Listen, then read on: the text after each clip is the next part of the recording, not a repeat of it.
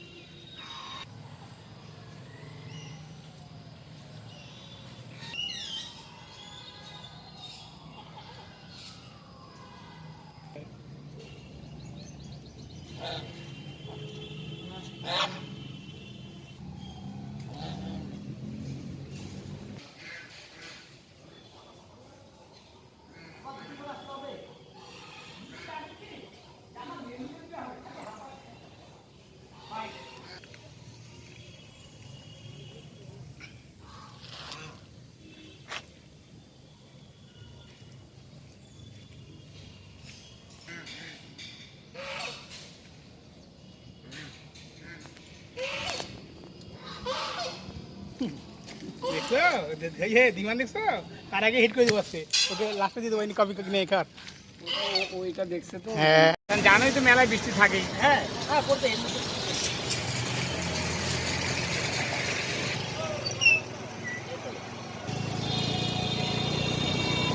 দাদা, বলছি যে এই রাজবাড়ির মনসা পুজোর মেলায় এই মেলার প্রস্তুতি কিভাবে চলছে যদি একটু বলেন। জলপাইগুড়ি বৈকুণ্ঠপুর রাজবাড়ির মনসা পূজা অতি প্রাচীন পুজো, 515 বছরের পুজো।